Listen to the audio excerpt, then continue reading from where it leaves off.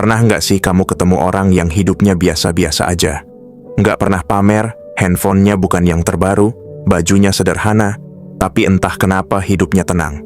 Bisa liburan kapan aja, bantu orang tua tanpa mikir dua kali, dan nggak pernah panik soal uang.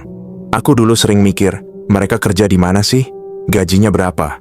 Tapi lama-lama aku sadar, mungkin pertanyaannya bukan mereka dapat dari mana, tapi mereka ngelola kayak gimana.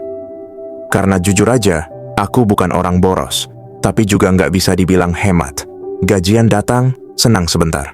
2 minggu kemudian, dompet sepi, tapi isi keranjang belanja penuh hal yang bahkan aku lupa pernah beli. Lucunya, waktu itu aku merasa ya wajar aja lah, kerjakan buat dinikmatin. Tapi di titik tertentu, aku ngerasa aneh. Aku kerja keras, tapi kok nggak pernah ngerasa cukup. Sampai suatu hari, aku ketemu istilah sederhana yang mengubah cara pandangku tentang uang. Frugal living, bukan hidup pelit, bukan anti kesenangan, tapi seni untuk nggak ngabisin tenaga, waktu, dan uang buat hal yang nggak punya nilai panjang. Dan dari situ aku mulai belajar bahwa mungkin kekayaan itu nggak datang dari seberapa keras kita ngejar, tapi dari seberapa sadar kita berhenti membuang. Dulu aku kira kaya itu cuma soal angka di rekening, tapi makin kesini aku sadar banyak orang yang kelihatan kaya, tapi hidupnya sempit. Punya mobil, tapi takut bensin naik. Punya rumah, tapi tiap bulan ngos-ngosan bayar cicilan. Punya banyak barang, tapi sedikit ketenangan. Jadi aku mulai nanya ke diri sendiri, sebenarnya kaya itu apa sih? Buat sebagian orang, kaya itu rumah besar, liburan ke luar negeri, tas branded. Tapi buatku sekarang, kaya itu sesederhana bisa tidur nyenyak tanpa mikirin tagihan. Kaya itu saat kamu bisa nolak tawaran kerja yang nggak cocok tanpa takut besok nggak makan. Kaya itu waktu kamu bisa bantu orang tua tanpa harus ngitung dulu saldo di ATM. Kaya itu bukan berarti punya segalanya, tapi cukup punya pilihan. Dan hal itu cuma bisa datang kalau kamu berhenti hidup buat validasi orang lain. Karena jujur, sebagian besar dari kita bukan hidup untuk diri sendiri, tapi buat kesan. Kita beli hal-hal yang nggak kita butuh dengan uang yang belum tentu kita punya buat nunjukin ke orang yang bahkan nggak peduli. Aku dulu begitu. Setiap kali ngerasa nggak aman, aku cari pelampiasan. Beli barang baru, makan enak, cari alasan biar kelihatan baik-baik aja. Tapi kenyataannya, semua itu nggak pernah bikin tenang. Sampai aku sadar, yang aku cari bukan barang, tapi rasa aman. Dan rasa aman itu datang bukan dari punya banyak, tapi dari tahu cara cukup. Di situ aku mulai ngerasa, mungkin yang perlu kita kejar bukan kaya raya, tapi kaya kesadaran. Kesadaran buat tahu mana yang penting, mana yang cuman kelihatan penting. Karena begitu kamu tahu bedanya, kamu udah setengah jalan menuju kebebasan finansial. Setelah aku tahu apa itu kaya buatku, aku mulai sadar satu hal. Masalahku bukan di uangnya, tapi di caraku mikir tentang uang. Karena kalau mindsetnya salah, seberapapun banyaknya penghasilan, hasilnya tetap sama, habis tanpa arah. Frugal living bukan cuma soal menghitung pengeluaran, tapi tentang memahami kenapa kita membelanjakan sesuatu. Tentang jujur ke diri sendiri, apakah aku butuh ini atau cuman pengen kelihatan cukup di mata orang lain. Ada satu konsep yang nempel banget di kepala, delayed gratification. Menunda kesenangan kecil sekarang demi hasil yang lebih besar nanti. Kayak menanam pohon, kamu nggak bakal dapat buah di minggu pertama. Tapi kalau sabar, kamu bakal panen sesuatu yang jauh lebih bernilai. Dulu, aku nggak sabaran. Setiap kali stres, aku belanja. Aku bilang ke diri sendiri, ini self-reward, tapi nyatanya itu cuman bentuk pelarian. Karena setelah belanja, stresnya balik lagi, cuman sekarang ditambah rasa bersalah. Sekarang tiap kali aku pengen beli sesuatu, aku tanya dulu, aku beneran butuh atau cuman lagi pengen ngerasa lebih baik? Kalau jawabannya yang kedua, aku tahan. Kadang rasa pengennya hilang dalam sejam. Kadang aku malah nemu hal lain yang lebih bermakna, nonton video edukatif, masak sendiri, atau ngobrol sama orang rubah. Dan lucunya, dari situ aku sadar, ternyata kesenangan yang ditunda seringkali lebih nikmat daripada kesenangan yang instan, karena ada rasa menang di situ. Rasa bahwa kamu mengendalikan hidupmu, bukan sebaliknya.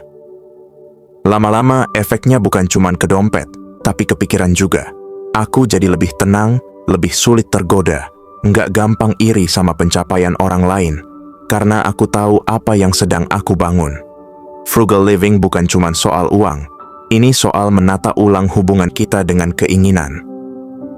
Dan saat kamu mulai bisa membedakan ingin dari butuh, kamu udah selangkah lebih dekat sama kebebasan. Bukan cuma finansial, tapi juga mental. Setelah paham soal pola pikir, aku mulai bertanya ke diri sendiri. Kalau frugal living itu seni mengatur hidup, gimana cara memulainya? Karena tahu teori itu gampang, tapi mengubah kebiasaan, itu perjuangan sesungguhnya. Jadi, aku mulai dari langkah paling sederhana. Nggak muluk-muluk, cuman 5 hal kecil, tapi dari situlah semuanya berubah. Langkah 1, kenali kebocoran kecil. Aku mulai dengan ngelacak kemana uangku sebenarnya pergi. Aku buka catatan rekening, ternyata lucu juga.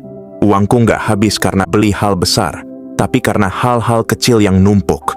Langganan digital yang jarang kupakai, kopi harian, ongkir makanan, voucher diskon, yang ujungnya nggak hemat sama sekali. Dan waktu dijumlah, aku kaget. Itu bisa jadi setara 1 bulan tabungan. Dari situ aku sadar, kebocoran kecil bisa menenggelamkan kapal besar. Aku nggak langsung stop semua, tapi mulai pilah mana yang benar-benar aku nikmati, mana yang cuman kebiasaan. Aku tetap minum kopi, tapi sekarang aku bikin sendiri di rumah. Aku masih nonton film, tapi aku pilih 1 platform aja, bukan 3 sekaligus. Intinya bukan berhenti menikmati hidup, tapi berhenti hidup autopilot. Dan tiap kali aku berhasil menahan 1 kebiasaan kecil, aku ngerasa kayak nyelamatin versi masa depanku sendiri. Setelah tahu mana yang bocor, aku mulai alihkan uangnya ke hal yang lebih penting. Dulu aku pikir investasi itu cuma buat orang kaya, padahal justru orang yang belum kaya harus mulai duluan, biar bisa berhenti kerja demi uang suatu hari nanti. Aku mulai dari hal paling dasar, dana darurat. Tabungan yang nggak disentuh bahkan kalau lagi pengen banget. Setelah itu, aku mulai investasi kecil, reksadana, deposito, atau belajar saham. Nggak besar, tapi rutin. Dan pelan-pelan aku lihat uangku mulai kerja untukku. Di titik itu, aku baru paham makna kalimat ini. Orang kaya beli waktu, orang miskin jual waktu. Karena waktu kamu punya cadangan, kamu punya pilihan. Dan pilihan itu jauh lebih mahal daripada sekedar gaji tinggi. Aku juga mulai investasi di hal non-financial, skill, belajar editing, public speaking, nulis naskah kayak gini. Karena kemampuanmu itu aset yang nggak bisa dicuri inflasi. Langkah ketiga, mindful spending. Ini mungkin langkah yang paling sering disalahpahami. Mindful spending bukan berarti pelit, tapi sadar. Dulu aku belanja impulsif. Kalau ada promo, aku beli dulu, mikirnya belakangan. Sekarang aku punya 3 pertanyaan wajib setiap kali mau beli sesuatu. Apakah aku benar-benar butuh? Apakah ada alternatif yang lebih hemat? Apakah ini bikin hidupku lebih baik dalam jangka panjang? Kalau 3-tiganya nggak lolos, aku batalin. Dan anehnya, makin sering aku nahan diri, makin ringan rasanya. Aku mulai ngerasain power yang beda. Bukan karena aku bisa beli apapun, tapi karena aku nggak harus beli apapun buat ngerasa cukup. Kadang aku tetap beli hal-hal yang menyenangkan, tapi dengan sadar, kayak makan enak bareng teman setelah seminggu kerja keras. Aku nikmatin penuh tanpa rasa bersalah, karena frugal living bukan soal menolak kesenangan, tapi memilih kesenangan yang benar-benar berarti. Setelah pikiran mulai tertata, aku butuh sistem yang bantu konsisten. Aku mulai pakai aplikasi pencatat keuangan. Bukan yang rumit, yang penting aku tahu kemana uang jalan. Aku bagi pengeluaran jadi 3 kategori. Kebutuhan, tabungan, dan hiburan. Kadang aku juga pakai metode amplop. Tiap amplop punya tugas, makan, transportasi, hiburan. Kalau amplopnya habis, ya udah berarti waktunya berhenti. Kedengarannya kaku, tapi justru bikin tenang. Karena frugal living itu bukan tentang membatasi hidup, tapi memberi bagar biar hidup nggak berantakan. Sistem kecil itu bikin aku lebih jujur sama diri sendiri. Aku tahu kapan aku berlebihan, kapan aku konsisten, dan kalau lagi nyimpang, sistem itu yang ingetin tanpa perlu rasa bersalah berlebihan. Banyak orang mikir hidup hemat berarti nggak boleh naik kelas, padahal nggak juga. Aku tetap pengen hidup nyaman, tapi sekarang aku punya aturan baru. Naik kelas boleh, asal bareng sama naiknya penghasilan pasif, bukan utang. Dulu tiap kali dapat bonus, aku langsung upgrade barang. Sekarang aku upgrade sistem. Aku beli alat kerja yang bikin produktivitasku naik. Aku investasi di peralatan yang tahan lama, bukan cuman yang viral. Aku juga belajar satu hal, barang bagus itu bukan berarti barang mahal. Barang bagus itu yang tahan lama, functional, dan bikin hidup lebih sederhana. Karena semakin sedikit keputusan yang harus kamu buat tiap hari, semakin banyak energi yang bisa kamu simpan buat hal-hal penting. Dan dari situlah, aku mulai benar-benar ngerti makna frugal living. Bukan tentang menahan diri terus-menerus, tapi memilih pertumbuhan yang sadar. Hidup sederhana bukan berarti berhenti berkembang, tapi berkembang tanpa kehilangan kendali. Sekarang, setelah beberapa tahun jalan di gaya hidup ini, aku bisa bilang satu hal. Frugal living itu bukan perjalanan menahan diri, tapi perjalanan mengenal diri. Karena tiap keputusan finansial adalah cermin. Di situ kelihatan apa yang kamu takuti, apa yang kamu kejar, dan apa yang sebenarnya kamu anggap cukup. Dan kalau kamu bisa berdamai dengan 3 hari itu, uang nggak lagi jadi sumber stres, tapi alat buat kebebasan. Bukan berarti aku udah perfect, kadang masih tergoda, masih impulsif. Tapi bedanya sekarang, aku sadar. Dan kesadaran itu jauh lebih berharga daripada sekedar saldo. Langkah 4. Gunakan sistem. Setelah pikiran mulai tertata, aku butuh sistem yang bantu konsisten. Aku mulai pakai aplikasi pencatat keuangan. Bukan yang rumit, yang penting aku tahu kemana uang jalan. Aku bagi pengeluaran jadi 3 kategori: kebutuhan, tabungan, dan hiburan. Kadang aku juga pakai metode amplop. Tiap amplop punya tugas, makan, transportasi, hiburan. Kalau amplopnya habis, ya udah berarti waktunya berhenti. Kedengarannya kaku, tapi justru bikin tenang. Karena frugal living itu bukan tentang membatasi hidup, tapi memberi bagar biar hidup nggak berantakan. Sistem kecil itu bikin aku lebih jujur sama diri sendiri. Aku tahu kapan aku berlebihan, kapan aku konsisten, dan kalau lagi nyimpang, sistem itu yang ingetin tanpa perlu rasa bersalah berlebihan. Langkah 5, naik kelas pelan-pelan. Banyak orang mikir hidup hemat berarti nggak boleh naik kelas, padahal nggak juga. Aku tetap pengen hidup nyaman, tapi sekarang aku punya aturan baru. Naik kelas boleh, asal bareng sama naiknya penghasilan pasif, bukan utang. Dulu tiap kali dapat bonus, aku langsung upgrade barang. Sekarang aku upgrade sistem. Aku beli alat kerja yang bikin produktivitasku naik. Aku investasi di peralatan yang tahan lama, bukan cuman yang viral.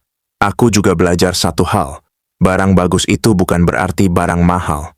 Barang bagus itu yang tahan lama, functional, dan bikin hidup lebih sehat. Sekarang aku ngerti, hidup secukupnya bukan menahan diri terus-menerus, tapi bertumbuh tanpa kehilangan kendali. Dan semua ini bukan aku ceritakan karena aku sudah sempurna.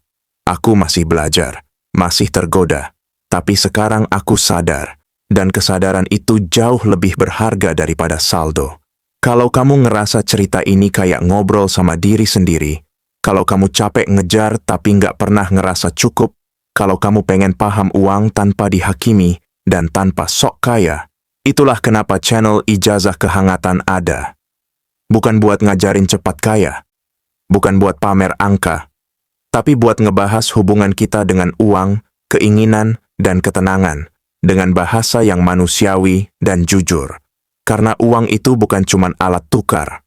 Uang adalah cermin pikiran. Dan di channel Ijazah Kehangatan, kita belajar membaca cermin itu pelan-pelan, tanpa bising, tanpa tekanan.